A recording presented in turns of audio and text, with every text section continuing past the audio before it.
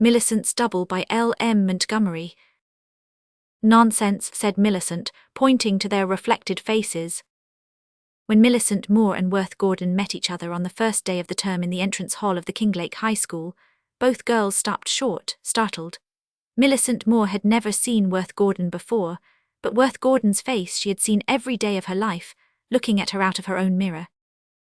They were total strangers, but when two girls look enough alike to be twins, it is not necessary to stand on ceremony. After the first blank stare of amazement, both laughed outright. Millicent held out her hand. "We ought to know each other right away," she said frankly. "My name is Millicent Moore and yours is?" "Worth Gordon," responded Worth, taking the proffered hand with dancing eyes. "You actually frightened me when you came around that corner. For a moment I had an uncanny feeling that I was a disembodied spirit looking at my own outward shape.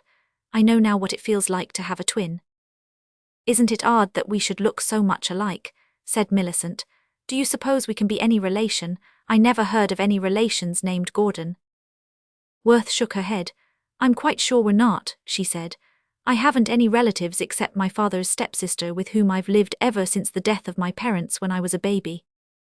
"Well, you'll really have to count me as a relative after this," laughed Millicent. "I'm sure a girl who looks as much like you as I do must be at least as much relation as a step-aunt."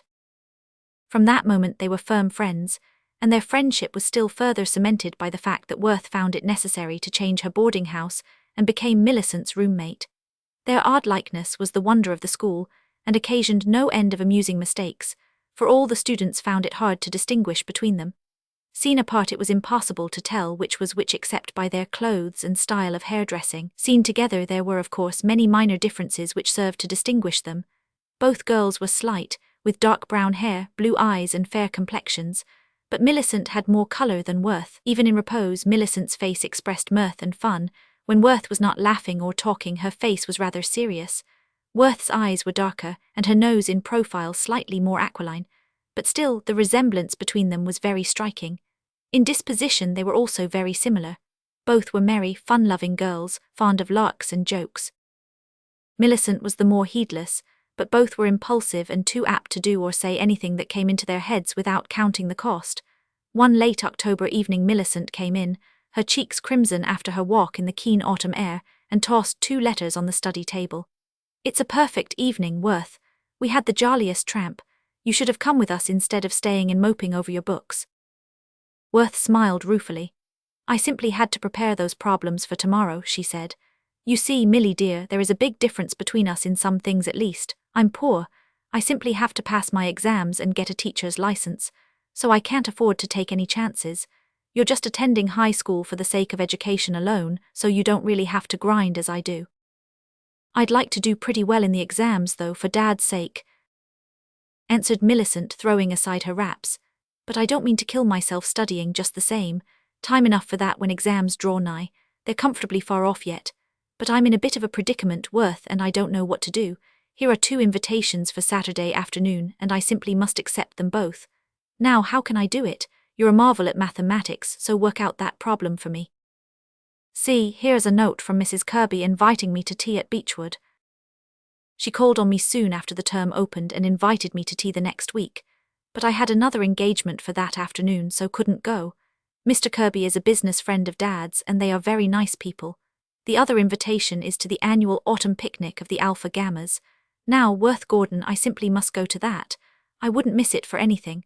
But I don't want to offend Mrs. Kirby, and I'm afraid I shall if I plead another engagement a second time.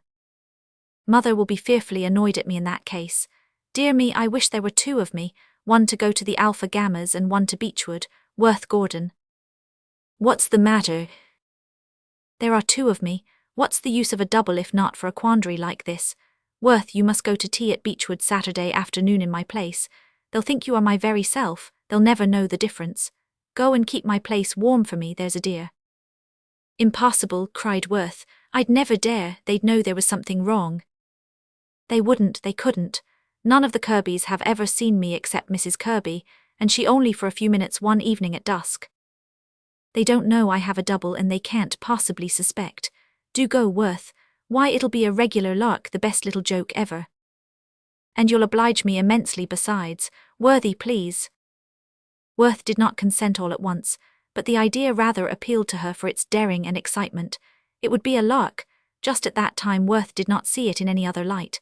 Besides, she wanted to oblige Millicent, who coaxed vehemently. Finally, Worth yielded and promised Millicent that she would go to Beechwood in her place. "You darling," said Millicent emphatically, flying to her table to write acceptances of both invitations. Saturday afternoon Worth got ready to keep Millicent's engagement. "Suppose I am found out and expelled from Beechwood in disgrace," she suggested laughingly, as she arranged her lace Bertha before the glass. "Nonsense," said Millicent, pointing to their reflected faces. "The Kirbys can never suspect. Why, if it weren't for the hair and the dresses, I'd hardly know myself which of those reflections belonged to which. What if they begin asking me about the welfare of the various members of your family? They won't ask any but the most superficial questions. We're not intimate enough for anything else. I've coached you pretty thoroughly, and I think you'll get on all right." Worth's courage carried her successfully through the ordeal of arriving at Beechwood and meeting Mrs. Kirby. She was unsuspectingly accepted as Millicent Moore, and found her impersonation of that young lady not at all difficult. No dangerous subject of conversation was introduced, and nothing personal was said until Mr. Kirby came in. He looked so scrutinizingly at Worth as he shook hands with her that the latter felt her heart beating very fast. Did he suspect? "Upon my word, Miss Moore," he said genially, "you gave me quite a start at first. You are very like what a half-sister of mine used to be when a girl long ago. Of course the resemblance must be quite accidental." "Of course," said Worth without any very clear sense of what she was saying. Her face was uncomfortably flushed, and she was glad when tea was announced.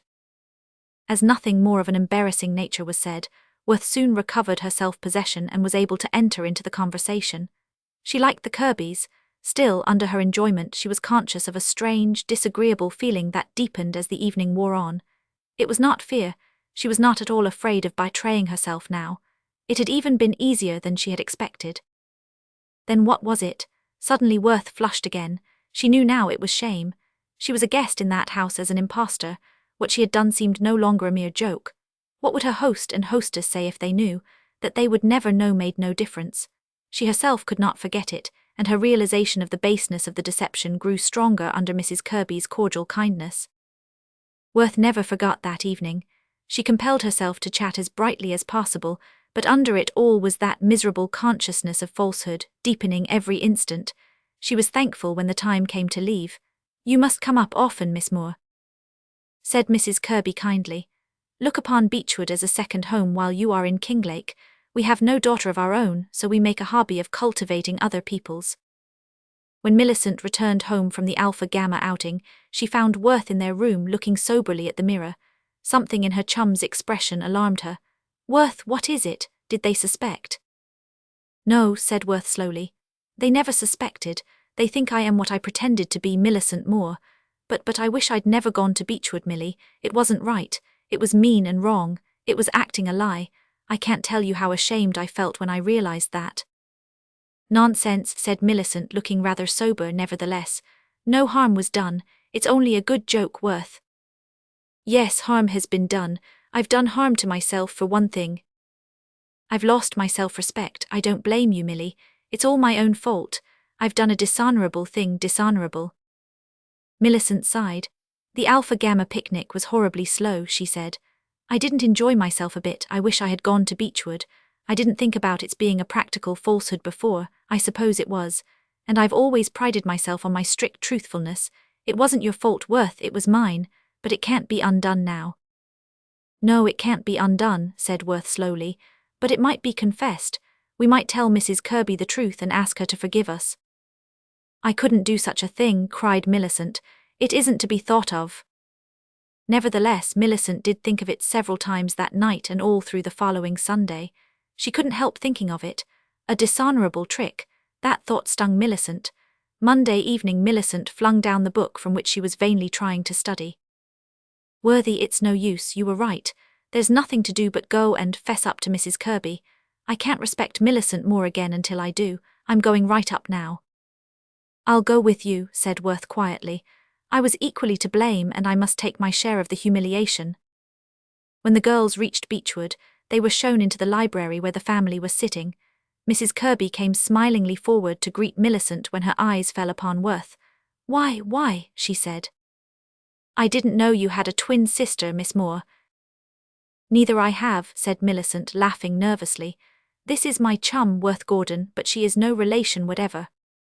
At the mention of Worth's name, Mr. Kirby started slightly, but nobody noticed it. Millicent went on in a trembling voice. We've come up to confess something, Mrs. Kirby. I'm sure you'll think it dreadful, but we didn't mean any harm. We just didn't realize until afterwards. Then Millicent, with burning cheeks, told the whole story and asked to be forgiven. I, too, must apologize, said Worth when Millicent had finished. Can you pardon me, Mrs. Kirby? Mrs. Kirby had listened in amazed silence, but now she laughed. Certainly, she said kindly.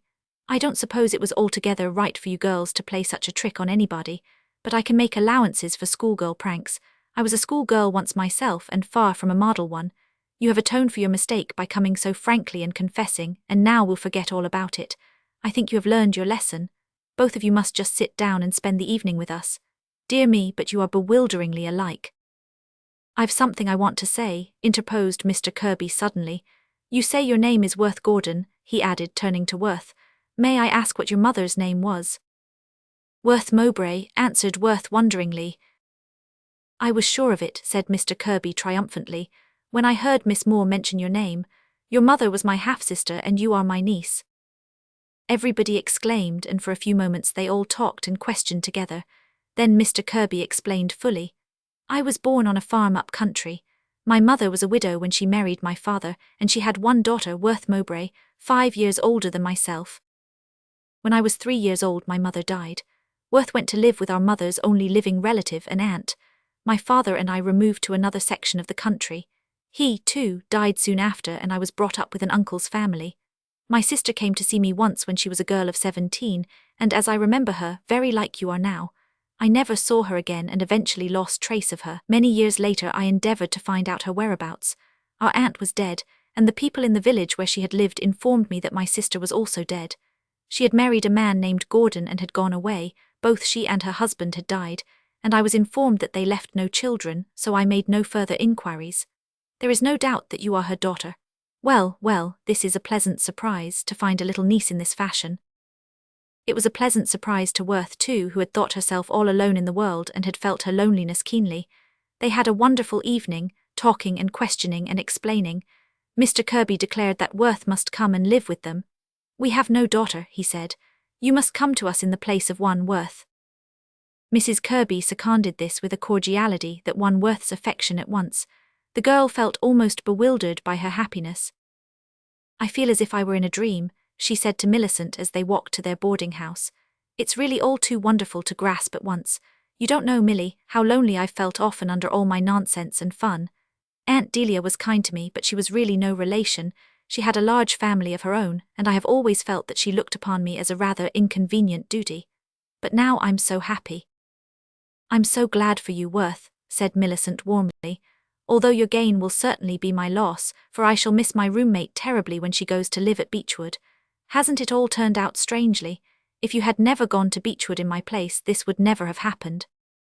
Say rather that if we hadn't gone to confess our fault, it would never have happened, said Worth gently. I'm very, very glad that I have found Uncle George and such a loving welcome to his home, but I'm gladder still that I've got my self-respect back. I feel that I can look Worth Gordon in the face again. I've learned a wholesome lesson too, admitted Millicent.